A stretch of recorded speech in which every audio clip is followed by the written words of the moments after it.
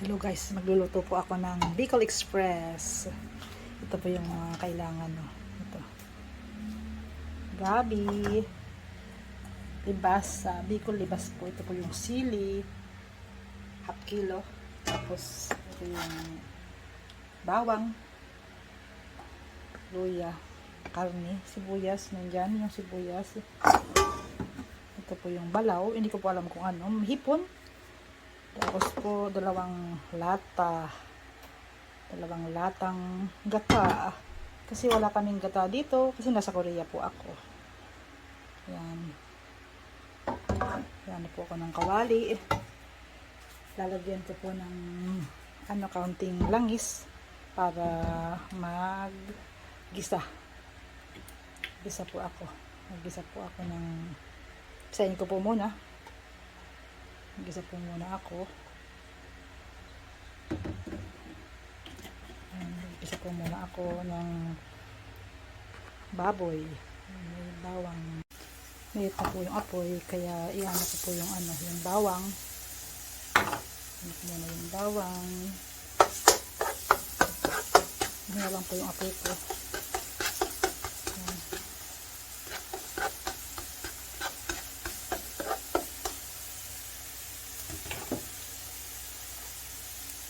Pulahin ko lang po yung yung bawang. Paano po isunod yung sibuyas. Papulihin ko muna para mabango. Ayan. Sibuyas.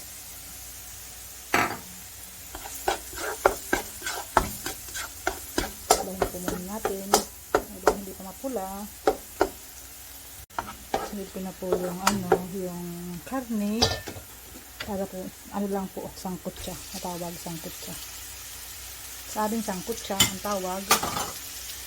Sangkutsa. Yan. Papulahin ko lang po ito. Pula na po. Lagay ko yung luya. Lagyan po natin ng kaunting paminta para masarap. Yan, masarap ang karne, hindi malangsa. Kung gusto nyo hindi malangsa, lagayan nyo ng paminta. Ayan, mga 5 minutes po. Hintayin ko natin mga 5 minutes lang. Tapos, napula na po yan. Hindi ko na po nagay ng langis. Kasi nagalangis lang naman ito din eh. Napula-pulahin ko muna. Ayan po, napula-pula po ng kaunti. Napula-pula ng kaunti. Lalagay ko po yung luya para masarap. Hindi siya malangsa. Ayan, lalagay ko. Maya, ilagay ko na po yung gata. Ilagay ko po yung gata. Mamaya-maya ng kaunti. Gata. Pero bago yan, ilagay ko muna po yung hipon. Daming balaw ang tawag sa amin sa Bicol. Balaw siya, balaw. Hipon na maliit. Wala po akong bagoong. Kaya ito na po ang linagay ko. Ganito lang. Tingnan ko ng lang, saglit, mga 5 minutes para maluto yung balaw. Sunod ko na po yung gata. Yan po, gata. Gata. Dalawang lata po ang lalagay ko. Yan. Para masarap. Dalawang lata. Nasa lata po ito. Wala po kasi akong niyog. Sa Korea po walang niyog. Kaya ito, ilagay ko lang. Yan, mga 5. Hintayin ko po mga 5 minutes. Pag kumulo po ito, ilagay ko na po yung gabi, yung laing. Hintayin nyo lang po. Ilagay ko na yung laing mamaya-maya mga 5 minutes. Pakuluin ko po muna ito. Mga gata. Ituin. Yan po, nakikita nyo. Kumukulo na po siya.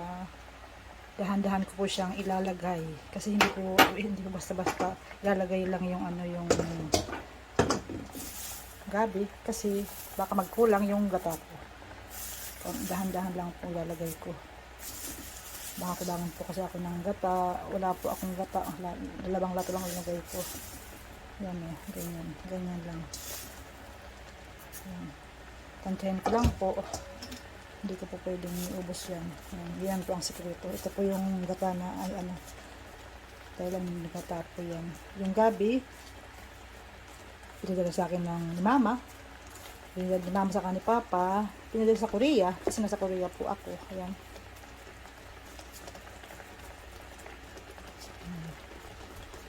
Ganyan lang po. Pwede pang lagyan.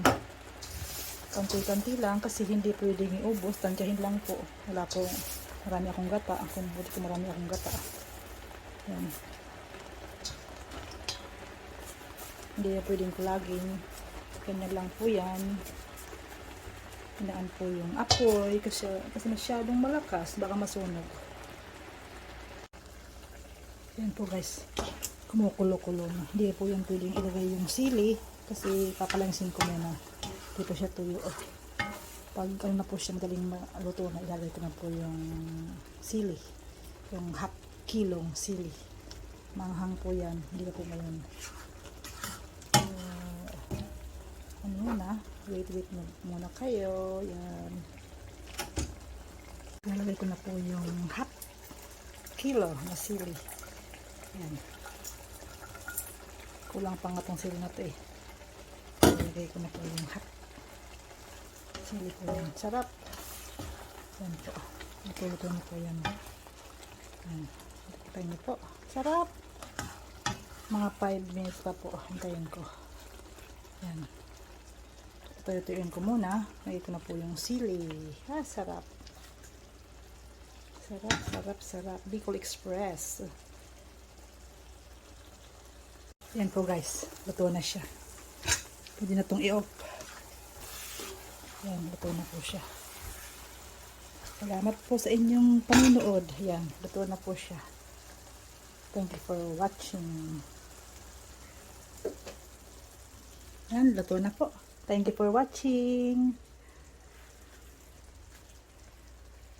Yan, luto na. Kain na ako. Abangan niyo po yung sunod na lulutuin ko. Try niyo po, masarap po ito.